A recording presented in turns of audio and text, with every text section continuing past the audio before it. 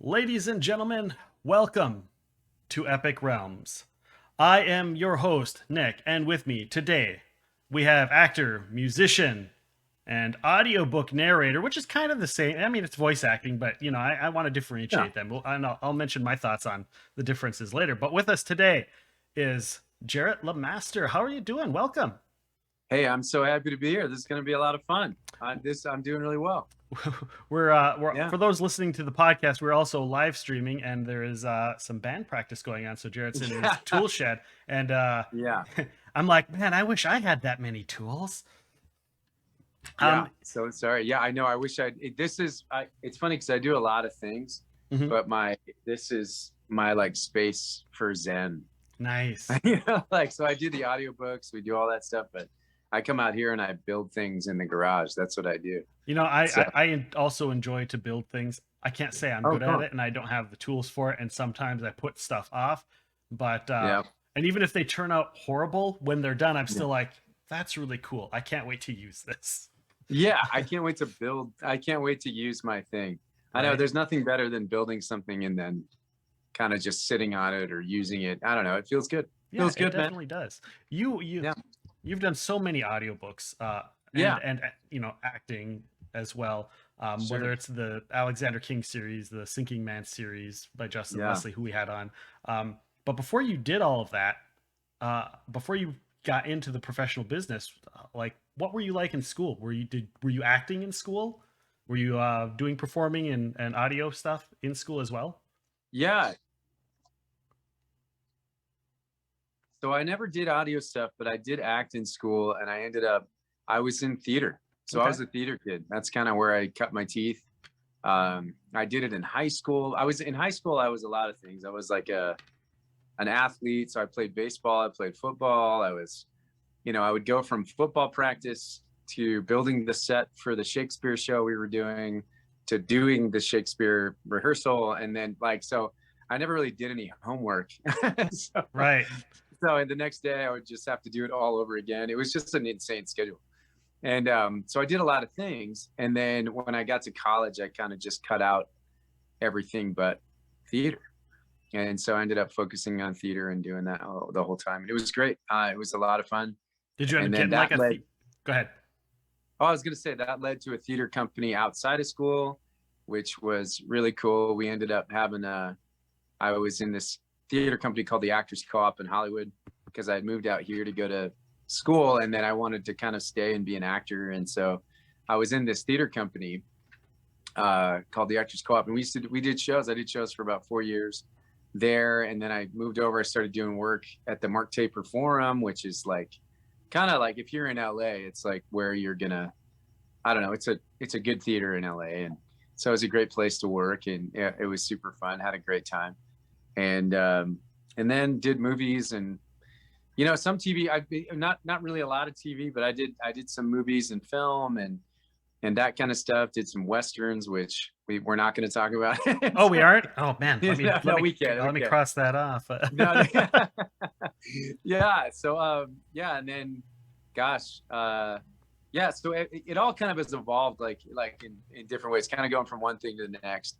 But I was always kind of good at voices, like that was kind of my thing. So through that theater company, I ended up getting into ADR voiceover looping, like voice replacement for actors when somebody's working in Mumbai or something, and what is his name? Who was it? Vincent D'Onofrio or something is working in Mumbai, so they need somebody that can match his voice to come in and do a line or two, or like do a bunch of lines. We need to add lines for Vincent D'Onofrio in this, and we can't get him because he's in Africa. And so I'll come in and impersonate Vincent D'Onofrio or whoever. I did Hayden Christensen one time and Michael Pena one time, and like there's all these actors. Let's see, I did Malcolm McDowell one time, which was a lot of fun because he's got this super low gravelly voice, and Hmm. and so anyway, so it was crazy. So it's been nuts over the years. I get to go downtown and do that kind of stuff. But yeah, that was kind of did a lot of voiceovers and worked on a lot of TV shows, a lot of Hallmark shows, and yeah, that's pretty much it. How And then I got into audiobooks right? obviously later. How But so did you end up getting a degree in college? when you were I there? did. Did you end up just being like, the acting thing is going so well, I'm done, cut out Well, early, or how did that work well, out? I didn't study that much in college. Again, like I was constantly doing shows and stuff. Right. But it was funny because my senior year, I got into the Actors Co-op downtown. So I was driving from where we were in Azusa all the way down to Hollywood, like every night of the week, like 5-6 nights a week, and it was just nuts. Like it was a crazy commute, and so I eventually did get my degree in communications, but not a great GPA. And then I did go back to school for leadership to get my master's later on. Which was a good job. It was a good thing, and I did better then because I was, your adult motivation. Like you have a whole different motive when you're an adult going to school and when you're paying for it. I think that's the Right. other thing. Yeah. And you've got kids and you've got a responsibility and you need the information. So I kind of I studied, and it was a lot better the second time around. But yeah, so I ended up getting that communications degree, which was, it was good, and I used it. I mean, it was good. Right out of college, I was in theater. I have a communication degree, and Yeah. sorry, I would get yelled at if I said communication degree. That's right over my head. That's right. And there are so many times where the stuff I've learned in there, it's like I would have never noticed this, between an interaction with people or Yeah. anything like that, or just how people perceive each other. And the degree is definitely well worth it. And I can imagine in your business that there's probably a ton of places where you apply stuff you've learned. Yeah, it's interesting. I made the mistake. This is funny because when I did my first show at the Mark Taper Forum, I was like in this show, and you have to do a bio. And so one of my theater professors that was part of the communication degree came, and in the bio I had said, I just got a communication degree that I'm not using, because I'm in the theater. And she was so offended. Like, Right. You are using your communication degree. Of course you are. And so in theater, obviously it's about communication. The whole thing is about communication. Right. And so everything I do is about communication. It's about getting messages across clearly and people receiving messages and all the things that you study in school, So, I mean, it's a useful degree. And I kind of was humbled by that. I was like, she definitely slapped me. She was like, how dare you? I was gonna say, I think I see a handprint on your face right there. I think it's still there. It's still there. And that was Monica Ganis. She was like my favorite professor in school, and she's still amazing. Anyway, all that stuff. Was it hard working your way from there to work into, from stage to work into film and TV? Was that easy? Did you have to start like, I've got a little tiny small role, and until you got your, some of your bigger roles? Yeah, so it's weird because the bigger roles I've gotten, I kind of created myself. Okay. And so I feel like that's kind of the way it is in Hollywood too, especially for people that aren't, like super good looking or whatever. Like there's like people that win the gene pool. They're like, I win, and all of a sudden they're a famous actor. They didn't have to do anything to get there. Right. And they're like, I have the best work ethic ever, and it's like, yeah, you're working 80 hours a week because you have these gigs, and that's fine. But the reason why you're there is because you're good looking. Like, let's be honest. Right. And then and I think anyone can kind of grow into, probably most people can grow to be better actors than they are. They can all improve. Right. And so, so if you're just like kind of a normal looking person, and you have because Hollywood is a lot about surface stuff, but it's not the work, the theater and all that stuff isn't about the surface stuff. It's about the creation and about these things. And so, I don't know. I had to create. So I had smaller parts, and then in the theater, I got bigger parts. I got some good parts in TV or in film through other things and through other connections. Okay. But it wasn't not like the leads and the things that I've done have always been. I guess it's been stuff that I've created. It's been stuff I produced or like the Western. Well, actually, I didn't produce that, and that's actually a weird story. Because that was Bounty, right? That's what I saw. Is that the name of it? See, I do my I do my research. Yeah, Bounty. Yeah. And I you don't have to watch that movie. I'm like, that was a weird thing. It was a weird movie, and it was a fun movie to be part of because I got to start bar fights and gun fights and ride horses. And I mean, it was awesome. Like it was like a dream come true. Right. And my friend Jarrett Eisen did a great job. He pulled it together. He was the first kid I knew out of college that actually made a feature film, and he did a great job. Like it was really fun. But I just didn't think I was cast well. And I look back on it and I'm like, I'm the lead guy in this thing. And, I was bald already. And you can watch, I lost weight for the movie. And then I was at the craft table for like the entire time we were shooting. So by the end of the film, I'm like 20 pounds heavier than when I started. I mean, now you're going to want to watch it, which I shouldn't have said anything. I shouldn't have said, you shouldn't see it. Everybody needs to go and get that, download it, make it a bestseller overnight. I don't oh Lord, please no, please God, no. The next pop culture hit. Oh gosh. Yeah. I don't know, dude. Anyway, so it was a lot of fun, but gosh. Yeah, it was, that one was kind of a random thing I got. There was this other one they call him Sasquatch, and that was a lot of fun too. And I got to play this British, British drummer that was looking for Bigfoot. Really, really profound, deep motives. It was it was a dream role. Yeah. I wanted to deadpan my face. I totally wanted to just, what do you mean? But no, that's it was just so deep. Actually, it was a lot of fun. It was super fun to work with all those folks. My friend Dave Bengus, who's he's an AD for everybody. He he does all of Spielberg's movies, and so he's always doing Pirates of the Caribbean, or he's doing Spielberg's movies or whatever. And but he's the second AD, so he basically runs he does a lot of stuff. He runs the set, does a lot of the extras. So he's been doing it for years and years, and he decided to make his own film. So he invited me to be part of it. But it was a lot of fun, to basically be this guy the whole time and be looking for Sasquatch the whole time. And it's just really, it was really nice. I get to have all these conversations. And yeah, it was a lot of fun. It was a lot of fun to do that. But anyway, yeah. And then kind of from there, I kind of stopped though. Like I quit acting for a while. I got married. And just really felt like I was supposed to do something else, and I kind of felt like a call to do something meaningful, because I think a lot of times we kind of get caught up in the world out here, and we kind of actors think they're changing the world, or like they're doing the real heavy lifting for the rest of the culture, and it's just not true. Like they're just actors, man. I mean, like like they're pretending. Right. They're pretending. Everyone's a human. Yeah. Right. And you went into ministry work, right? I did. And yeah, so did you feel fulfilled after you went through that? Yeah, it's weird because I mean, to talk about it in spiritual terms or whatever, it's really interesting, because I had this moment where I was like, I felt like everything I was doing was pretty vacuous, pretty self-centered, and I just felt like it was time for me to do something meaningful. Like I felt like God was telling me to go back, and I grew up in the church, and so I felt like God was kind of telling me, he's like, you got to go serve. You got to go make your life about something other than you. And you got to serve people, and you got to do whatever you can to help people. So I was like, all right. So I did that, and I decided I felt like he was telling me to quit acting.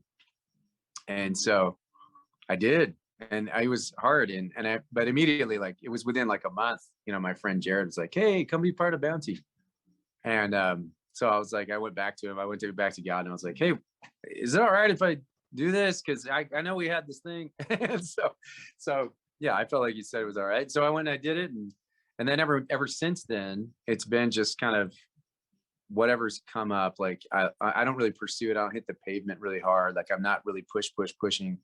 I'm just kind of like, all right, whatever you want, God, like I'll do it. I'll do that. And if you want me to do this, if you don't want me to do it, let me know. And there have been parts too where I booked parts with big actors in big movies where I felt like God was like, don't.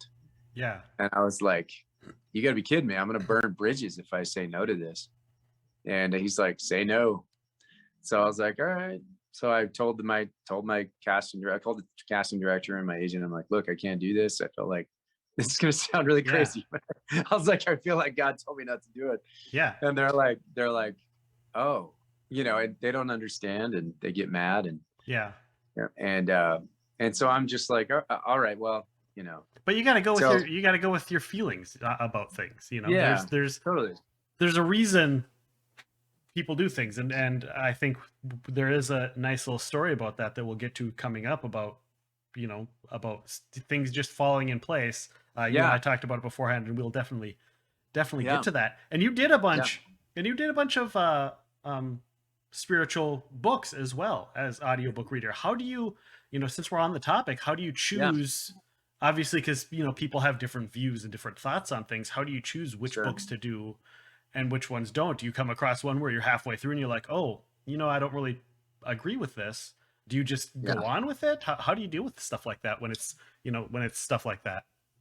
Early on, I made some mistakes. So I did a book early on when I was first. It was like the first book I booked actually was this horror book, and I thought it was just going to be sort of a.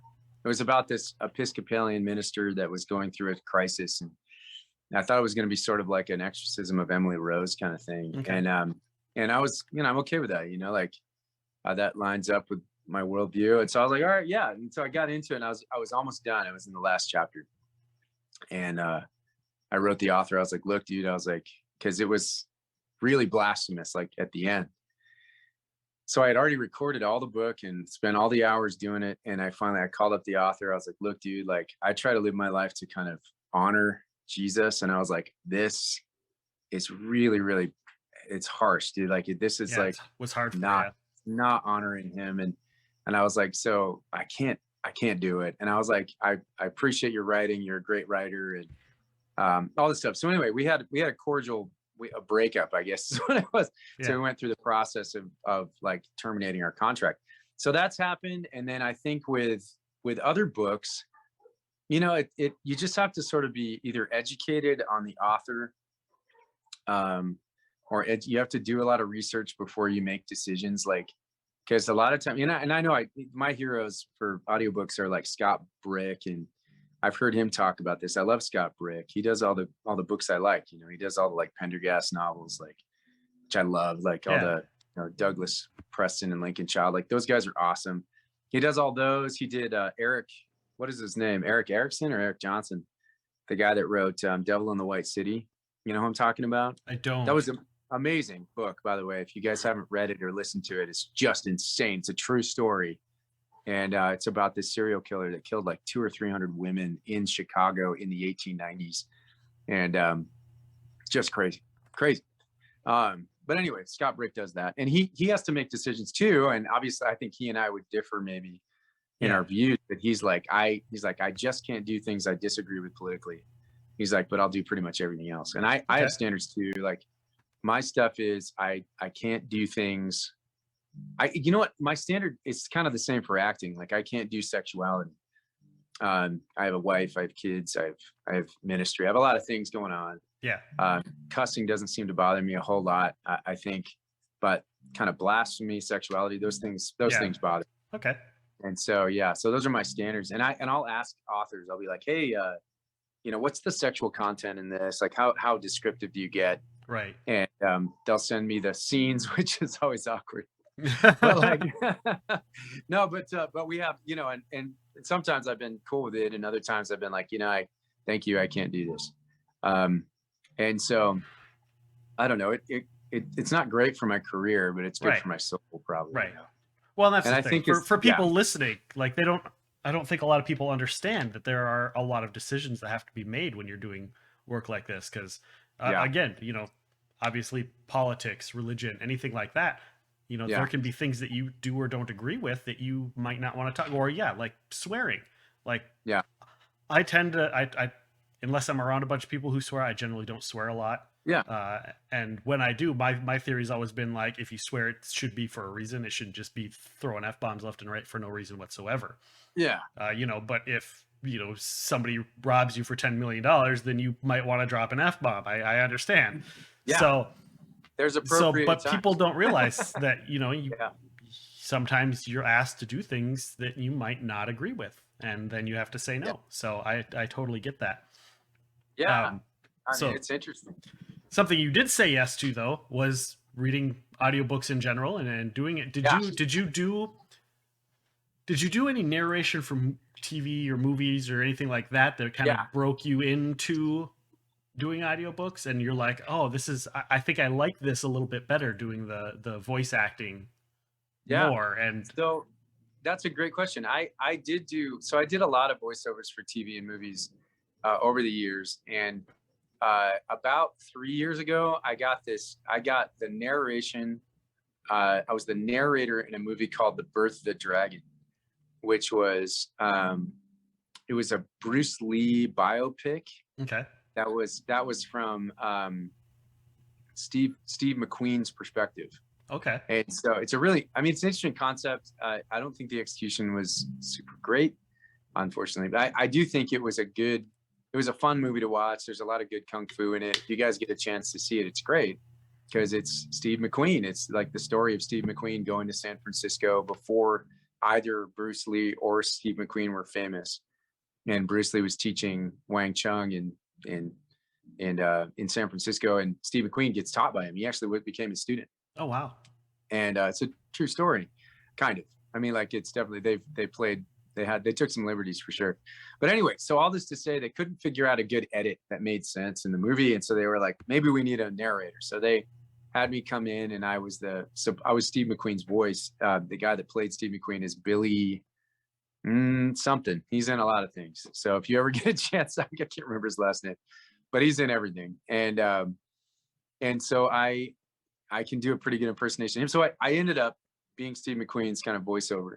Okay. And throughout the whole thing, and I was there for like 15 days. Like, it was insane. They kept rewriting it. They kept bringing me in, rewriting it. So it was a good paycheck for me, because then you get residuals on top of all that.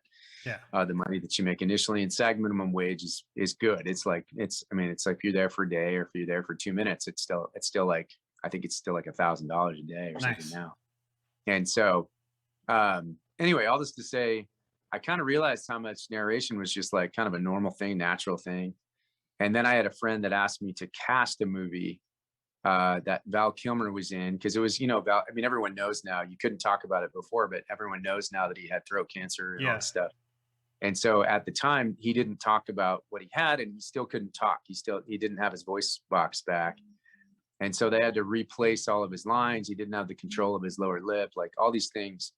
And so they were looking for somebody to replace Val Kilmer. And I do a pretty good Val Kilmer for back in the day. So I auditioned, but then they're like, can you just help us find someone? So I scoured the globe looking for someone, and I cast the rest of the voiceover people. Okay.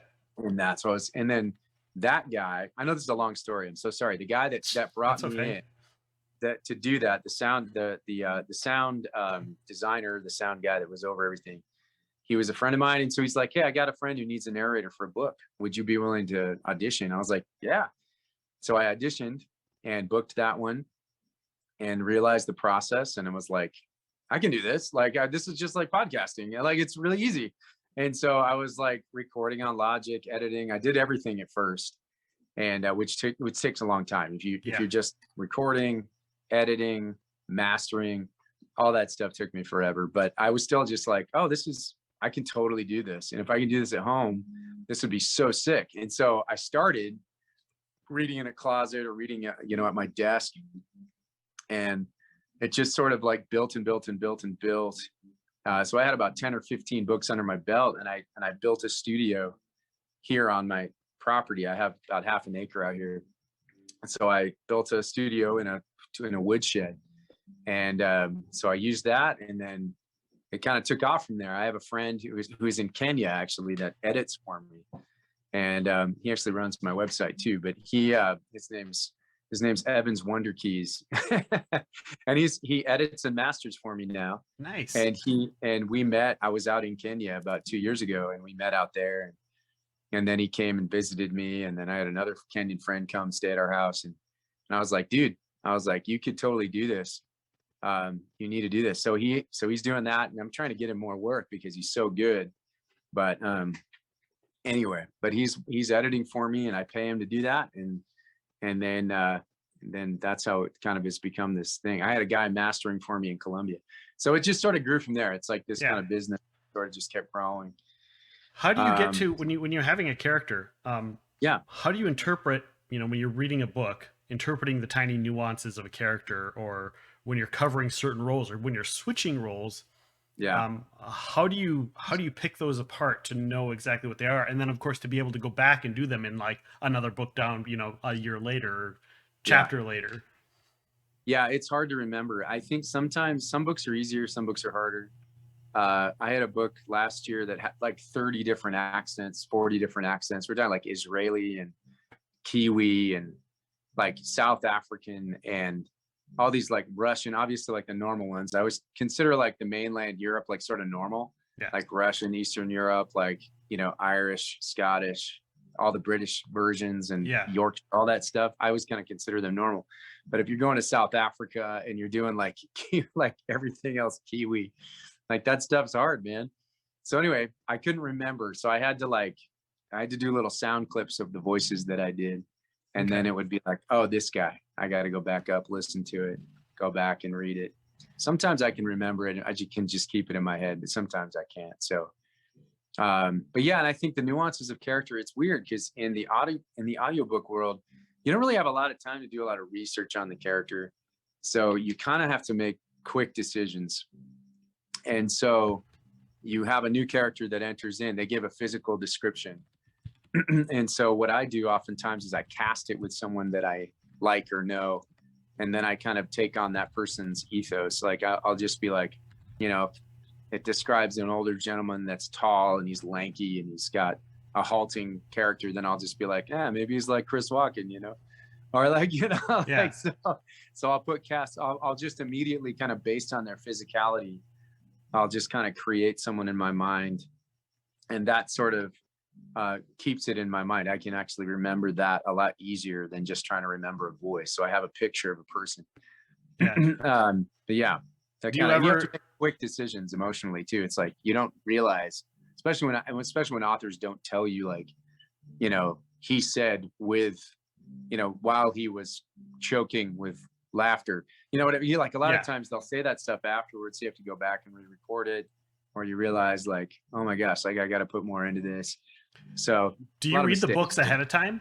Like, do you sit there and read through the book and then go back and record, or are you like, here it is, maybe read a chapter and then do the chapter? Yeah, it depends, man. If it's a tough one, I'll do it. I just finished a 20-hour long, like high fantasy novel, and in Scottish. The entire narration was in a Scottish accent. And it took me so freaking long. And I wish I would have read it first, even, because it was so hard, because I was making so many mistakes. The problem is I can read through something and then come back 2 weeks later. And because I read it once, it flows like way, way better. And so sometimes when I need to get that done, I'll read it and I'll just be like, okay. But most of the time what I do is I rely on my editor. So Ole Evans, man, like he has this work cut out for him. So if I make a mistake, I'm like, I just do that. I just did it on the waveform, I'm sure, for you.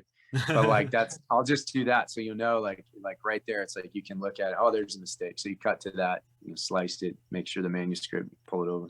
Yeah. So I try to make it easy for him, but yeah, it's hard, man. No matter what you do. You got to do a character. And I might be jumping around here a little bit in the timeline. Yeah, that's right. We're not going straight in the timeline, but you got to do a character from a very prevalent series known as the Dresden Files. You got to do a story from the point of view of Johnny Marcone. How the heck was that? Were you a fan of the Dresden Files before you got to that? I've always been a fan of the Dresden Files. In fact, I think that was my favorite book series for a lot of years. And so Butcher's always been, I've been a huge fan of Jim Butcher, especially Dresden. I think some of the other ones were pretty good, but they weren't my cup of tea. I really like Dresden. And so getting to do that was just nuts. Like, and the reason why I went after that anthology, I auditioned for that anthology because I was looking for Butcher. Yeah. Initially I was like, I really wanted urban fantasy. Like and I got in with a guy named Joe Nassis. That was my first guy to cast me, was Joe Nassis, and he had the Heretic and the Knights Templar, and he had compiled an anthology with Jim Butcher in it.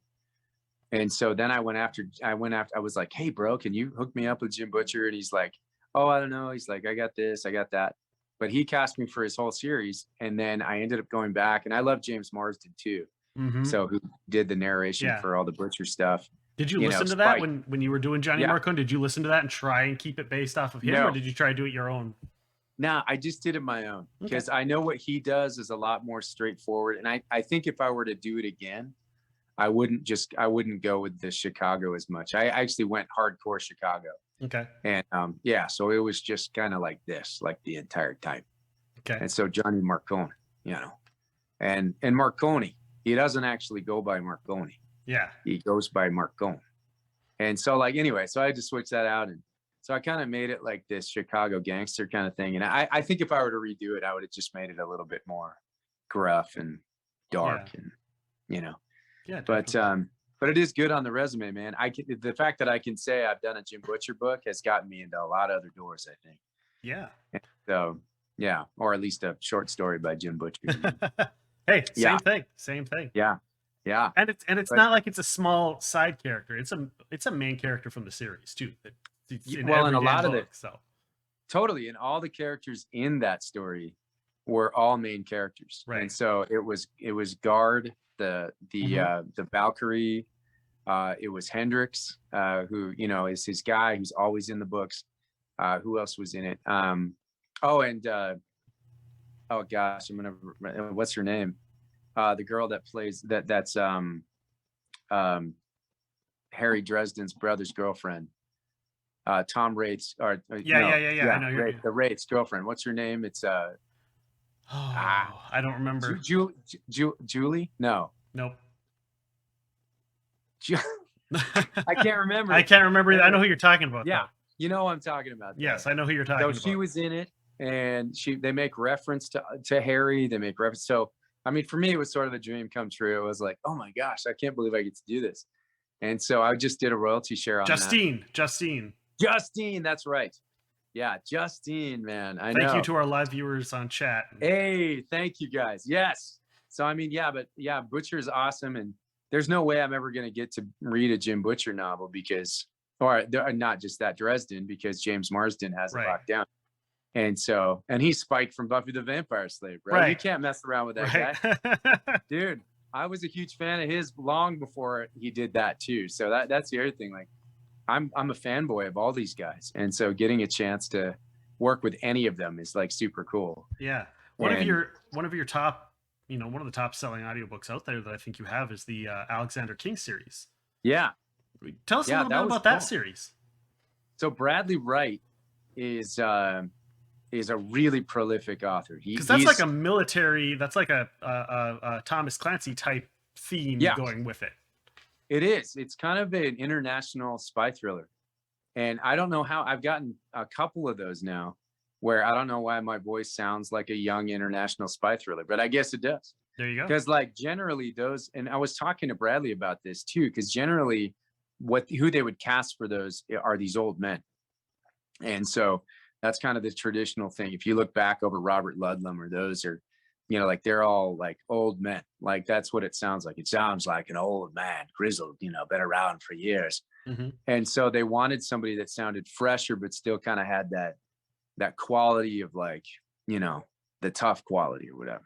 Right. And so that's kind of where Bradley Wright found me. I think he found me either through Joe Nassis or through Justin Leslie too. And I'm not sure. I think he had listened to me through something else and offered me the series without me auditioning. And so he tracked me down, which was so awesome. And then from that, it ended up either that or I may be getting these stories mixed up because the Wake series, the Jason Wake series is very similar. Yeah. And they're awesome books as well. And so his name is Matthew Reef, and he found me through Bradley Wright. Okay. And so I think Bradley Wright found me through either Justin or Joe, and then Wake Matthew found me through Bradley. So anyway, so it's been sort of a thing that's sort of building on itself. And being able to get jobs based on recommendations alone from other authors has got to feel great.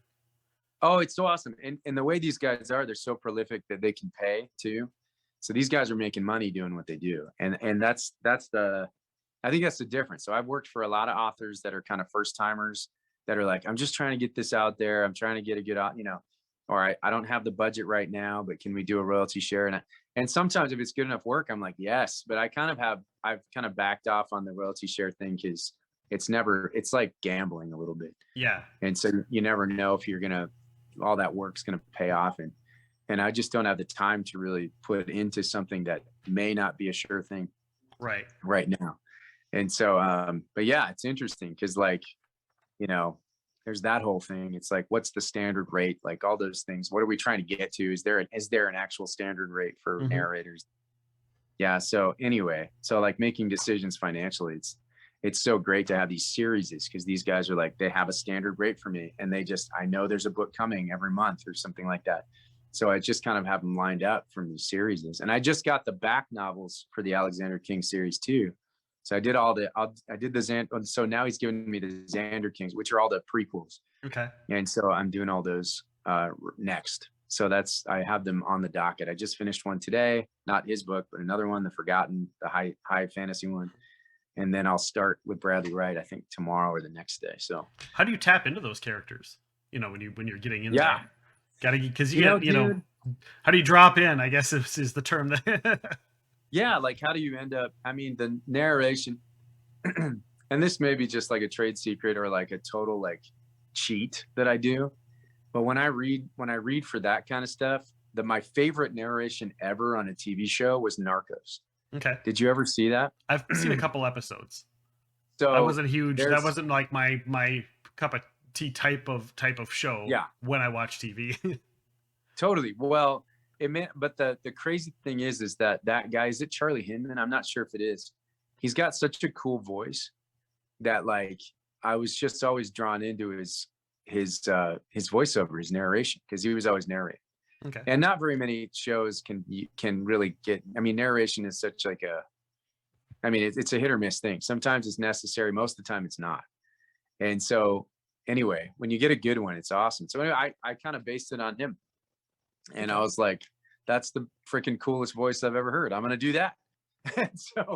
So I just started kind of like trying to sound like that, and it's a younger sound, but it's also aggressive, and it's kind of like, world weary and all that kind of stuff. I did a couple of military memoirs, and that's how I got those too. It's just kind of like you sound like you're like already over it, like you already saw everything. You're not sure how it's going next. It sounds like Andrew Lincoln or something from Walking Dead, without the super Southern accent. But yeah, but that's kind of, yeah, there's just a little bit of world weariness in there. Yeah. How do you, when you're putting together voices, is there ever a time where you're like, I'm just going to use my normal voice? Yeah. And how do you choose who gets your normal voice and who gets accents? Yeah, that's a great question. Well, generally the main characters, if it's a main character, I kind of like, I give him my voice, like, cause a lot of times I put myself in there just because it's easier for me to react, like to different stimuli as the book changes, as stories plot changes. But then with other characters, I just kind of base it on what they want. A lot of times the authors will tell me, like, this guy's British, this guy's from Iceland, this guy's from this place, or whatever. This guy's gruff, he's got a low voice, like we want it to be like that. So I just kind of base it on whatever they tell me to do. And if they don't tell me to do something, I just get creative and just kind of throw something in there, that's appropriate for the time. If they don't specify, like this guy's from New Zealand or something, then a lot of times I just like do a normal American accent, or I do a Southern or something that's just a little bit different timbre, a little bit different pitch, like that kind of stuff. Just kind of manipulate it a little bit just to make it a little different, quicker reaction time, that kind of stuff. That kind of makes a different character. So, I mean, a lot of ways it is just like acting, because every character you do is, the energy is just slightly different. Yeah. And so you kind of just have to constantly be making these choices where it's like you're creating an entire character in about 2 seconds. And, like, it's just like, do this. So in a lot of ways, it's like improv, where you're just building something immediately. Like you have to base it on some picture in your mind. And so somebody enters your world, your audiobook world, and all of a sudden they're there and you have to give them life, And so it is challenging. but it's a lot of fun too. Like, I think it's part of what makes it a lot of fun, you know? Yeah. So A lot of yeah, people that are, in our live stream and that are listening to the podcast, I know a lot of people are here through something we've already hinted on, the Sinking Man series, which is a yeah, newer series by Justin Leslie. yeah. Justin is in our live stream, last I saw, chatting. Oh, cool. I'm really curious. I probably shouldn't have told you that now that I'm about to ask you this, but he was on here not long ago, and he told an excellent story about how you ended up getting the role as narrator in his book. And this kind of goes back to what I mentioned earlier. That we'll come back to this about kind of things paying off in the long run, and just going with a hunch. And so, Yeah, tell us your side of the story about how you got in. For those that don't know, Justin Leslie is the author of the Max Abaddon series, right. which is narrated by the Luke well-known Luke Daniels. Daniels. Yeah. So Yep. tell us how you got into the Sinking Man series. Well, it's so funny. I really want to know Justin's perspective, because I feel like I was so dogged after him, because I saw the Max Abaddon, however you say it. But I saw that series come up, and I was immediately, sorry, can you see me? I can see you. That's fine. All right, good. I was immediately drawn in, and I was like, that's what I'm looking for, because it was like, it came up, and like seconds later, I ran out into my studio, and I was like, I recorded the audition, and it's exactly it's the exact kind of thing that I want to do. It's urban fantasy. Right. It's, in the vein of Jim Butcher. Like, this guy looks like he has it together. This cover's really professional looking.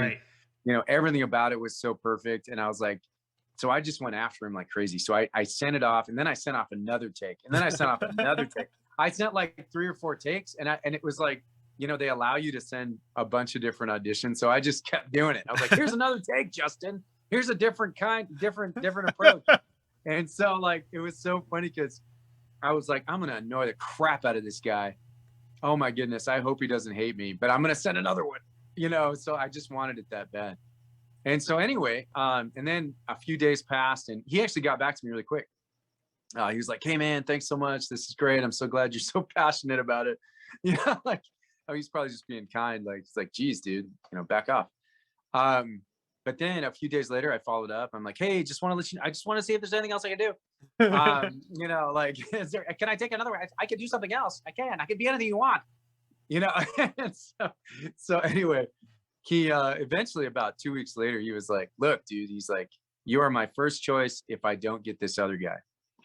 And somebody that's really well known and has reached out. And I think it was actually within the day. I think Luke Daniels reached out to him too, because it came up, and that's right down Luke's. I mean, if you listen to Kevin Hearn's stuff or any of the Iron Drew, I mean, he is so good. And like, he's really like one of my heroes anyway. Me too. I love his voice. I love his voice. He's so good. And so I was just kind of, and all of his accents, like, he narrates in accents. That's one of the things I like about it, because I do that too. He does it better than me. But anyway, so all that to say, Justin got back to me. He was very kind. And he just said, look, I think Luke Daniels wants to do this. So I'm sorry. I'm going to go with Luke. And I was like, look, no problem. Thank you so much. Like, I was like, look, if you have anything in the future, I would love to work with you. You seem like a super cool guy. So anyway, a couple months later, Justin came up and he wrote me, and he's like, hey, he's like, I wrote this series for you, with you in mind. And he's like, it's the Sinking Man series. And he told me about it. And I was like, that is right up my alley, dude. Like, I was like, I love that stuff. And reminds me of Walking Dead, reminds me of all the stuff that I actually was really passionate about before. If you guys don't know, I had a podcast about The Walking Dead. And I've always loved zombies, loved that genre. I actually auditioned for Fear the Walking Dead, which I didn't get. And so all that to say, like, yeah, it just kind of was like an amazing thing that Justin actually remembered me months later, and was just very, very kind. You don't see that very often, which is so cool. Like, I think as an actor, you get so much rejection. Right. You don't expect people to come back after you, or to actually follow through. And he meant it when he said it. He's like, yeah, if I have anything, I'll hit you up. And so he meant that, which to me just he's a prince of a guy for doing that. Like I'm like totally grateful to him for the opportunity to do it. But it turned out to be my favorite series to read. Like it's like one of my favorite, because I just love it. I love the character, I love the setting, I love everything about it. So yeah, and for those that don't know, obviously it's a post-apocalyptic type world. It's kind of written in the format of if it got picked up as a TV series, which is even more so down your up your alley for the whole Walking Dead thing. But it's different. It's got enough different nuances that it's not anything that's really, it hasn't really been done before, the way that it's written and the way that the characters are perceived. And even the main character isn't like the gruff guy that's been through it all to start. He's an actor who's just kind of was hiding away in his own little corner. He's making it up as he goes, which I really like. I think it's a great series, man. What a cool motive. I love that character. Yeah, he's such a cool character. I was like, and I'm always like in that show, I'm always like in that book series, I'm always casting myself. I probably couldn't. They'd probably want somebody famous for this, but I could probably play this guy. I was going to ask you if there was a role besides the main character that's in that series, and they say it gets signed by Netflix or HBO or something. Which one? If they're like, hey, we've got a handful of characters. Who do you want to play? Yeah, that's a good question. I just want to be part of the ensemble, dude. Like whoever survives is who I want. I don't care who it is. Yeah, whoever survives for a long time. There's no one that you just really want to sink your teeth into on screen. Yeah, that's right. I think let's see. There's people that come in and out. I would like to play any one of them, dude. So I'm in for whatever. I know that's a cheap way to answer. Yeah. But we'll see you later. I'm sorry. No, I'm just kidding. Yeah. No, yeah. The Sinky Man is so cool, man. And I'm really blessed, man, to be able to do it. So, that is actually how I found out about you, was through the Sinky Man series. Cause I also, listen to Max Abaddon, and I was like, oh, he's got this other series by this other narrator. Well, I'll give it a shot. And I was like, wow, this guy's really awesome. And then of course we had Justin on the podcast, and I chatted with him. I was like, how the hell did you get these guys? Like, these are some newer books. You're newer on the market. How the heck did you get these guys? And I think he is definitely blessed to have you and Luke. Like, it's just been amazing. So I'm very happy for him, and I'm very happy for you. Yeah, go ahead. Getting Luke is like huge. Like that's like the exact right guy that you want, because he's connected to everybody. So I think for Justin, like getting Luke was the exact right thing. It's so awesome that he was able to work with Luke. And the fact that I get to work with Justin is the same thing. I'm writing Justin's coattails, like, so I'm just grateful to be part of it. So anyway. Well, you know what? You can put a feather in your hat. You're on this podcast before Luke Daniels. Hey, there you go. Look at that. But he will be here. He'll be joining me February 7th. So he'll be on here as well down the road for those of you who are very interested. So that is cool. That is really, really cool. I'll be tuning in for that. I want to hear it. If you had a dream book series that you wanted to do, something that's not been narrated, or maybe something that has, other than like the Dresden, we've talked about that. Is there a dream book series you'd like to narrate? Well, sure. And I think anything by Jim Butcher would be great. But I actually love the Douglas Preston Lincoln Child series, and they swap out narrators a lot. And so I don't know if you know what those series, the Pendergast series. Yeah. It's been mentioned a couple times. I've heard it a couple times mentioned. Oh, I personally don't know it, but they're great books. They're great books. And if I could get in with them, I would love to get in with them. They're like my favorite. I mean, all the stuff that Luke Daniels does, all the stuff that Scott Brick does, like I love all of Scott Brick's stuff. It's so funny. So I like him a ton. And then there's also the guys like Simon Vance. Like he always does great stuff. Like Simon Vance is wonderful. And I do British. I narrate British too. And so I wouldn't mind doing anything that he does. Like, so I'm kind of looking at what my narrator heroes do. Like, actually, if it wasn't already narrated, Lord of the Rings or Narnia would be like the thing I'd love to do. But they're already, or the Space Trilogy by C.S. Lewis, like that actually would be the best. but I think that was narrated by Simon Vance or something. So anyway, Well, and sometimes so things get narrated by more than one person. I mean, yeah, that's true. I think there's like 4 10,000 Leagues Under the Sea narrations out there. So yeah, that's right. And a lot of Charles Dickens out there, right? Yeah, right. So, yeah, so I know. Yeah, so actually, I love doing that. I love doing the British narration stuff. Anything theology, like I love theology, so I like to study theology. I like especially classic and historical theology, and so all that kind of stuff is great. So I've gotten to read like St. Augustine and some other books by some other theologians too. So I mean that kind of stuff always feeds my soul. There's a lot of good stuff out there that I would love to read. Any of the big authors, like I'd love to read them all. Nice. So I'm hungry for it, man. But getting to work with who I get to work with right now, I'm just grateful. Yeah. Like, I mean, couldn't have imagined getting that chance. So I'm really excited to be working with Justin and Joe Nassis and, Bradley Wright, Matthew Reef. All those guys are just awesome. And, it's crazy because they're so prolific. They're just writing like crazy. They're just hammering these things out and they're doing a good job. So it makes you realize like how to do it as an author. It's so funny. It's funny. I was going to say this too. I just recently went through all of my ratings, which is I don't do that generally, but it was so crazy going through you get a lot of good feedback. Like, that people are writing good things. And I always appreciate when people go through and they're like, hey, Jarrett's doing great. Because, you read these, they don't realize that you're a human being, that you probably go in there. And there's been one guy that's been trolling me on the Jonas stuff. And he just like every time he's like, this guy ruined this book. It's the worst narration I've ever heard. And so it's so funny. Like, I can't believe it. I can't believe it. He just doesn't even speak English right. Like this, it's crazy. I don't know if you've ever had other people on here that have to deal with criticism, but it is crazy. It's crazy. I haven't gone into that much, and I'm sure everybody's had to deal, but I think a lot of people, like, they try to do a duck with water, or just let it roll off their back. Because for every one person, every one critic, you're going to have 100 fans that think you're doing a great job. And I think totally. And I think, and the viewers and listeners and our audience, I'm sure, can agree that you're doing a great job and you keep knocking it out of the park. So keep up the good work. And I mean, people can only get better too. So I mean, look at where you're at, and you've only got forward to go.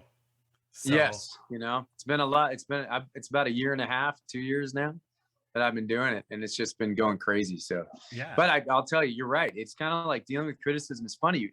You get on these ACX, or like you get like Audible Narrator's Facebook page, and so people will share their like worst reviews on there. And so like, hey, look at this one I got today. Like, this guy thinks I am the worst person that's ever existed and hopes I die. Wow. Like, it's just crazy. People get so mad, and it's because they love these authors, they love these books, and they don't hear your voice, Right. And so they hear. When I first started doing, I didn't do audiobooks for a long time. I read them physical, but it got so difficult for me to be able to sit down and read a book, whether it's my attention span or I've got a million other things to do or things going on, that it's like, I'm gonna do the audiobook. So then I started doing audiobooks that I hadn't read physically. And then I'm like, I really want to listen to this on audiobook. And the voice didn't match, but I had to keep in mind that no one's going to match the voice in my head. That didn't come out right, but the voice is in my head. True. But the voice in your head. No, I know, it's true. Nothing matches that. And it's weird. And you try to be as close to whatever you feel like it is, but it is funny. Like, it's just funny that people have such passion for the way things sound, and the majority of stuff you get, the majority of feedback is good, and you just kind of got to let the ones. One of my friends was an actor, and he talked with Arnold Schwarzenegger one time, and Arnold never reads any bad reviews, like never even thinks about that kind of stuff. And I'm not sure about that. I actually think it's kind of funny to read your bad reviews. Right. But yeah, you just kind of keep going forward and keep doing your work, and as long as gosh, is that getting loud? Can you hear? I can hear. Yeah, I can hear all of the people in the background. That's okay. My goodness! It's not super bad. It's not droning you out, and that's all that matters. I think the kids are like running around in circles screaming outside. I'm not sure what's going on. So I have, my son is in a band, and Mhm. so he's 13. He's got a band, and they're all over here like practicing. So there was practicing going on. Now they're running around like doing whatever. So Because I they're don't know kids, and that's what's what going. kids do.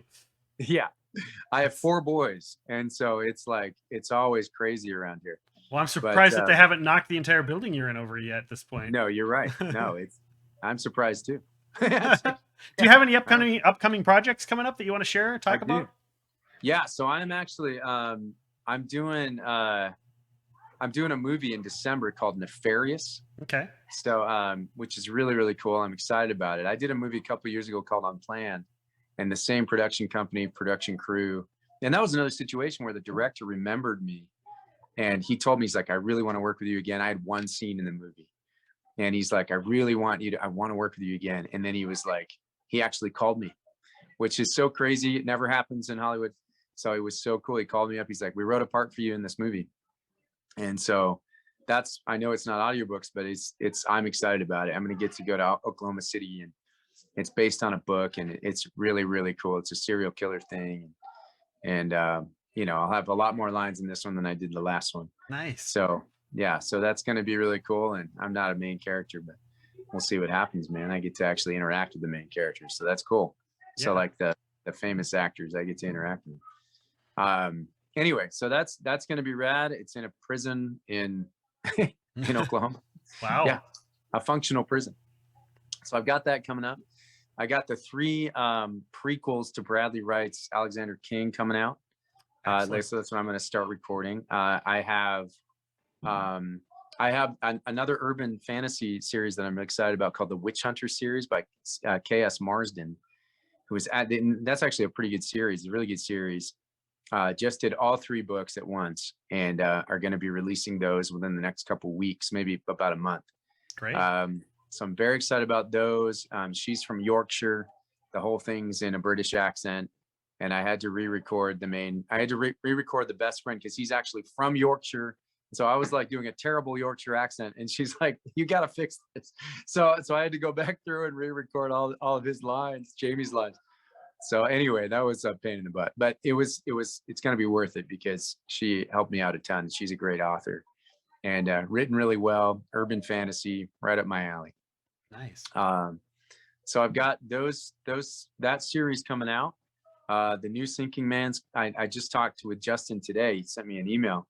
He's going to start recording that, and we're going to do a compendium in December. Oh, wow. So I'm excited about that too. So it's going to be 1, 2, 3 of Sinking Man. So in an omnibus. Great. And then we're going to release that probably in January. We'll see if it goes through quick or slow. Depends on Audible. Right.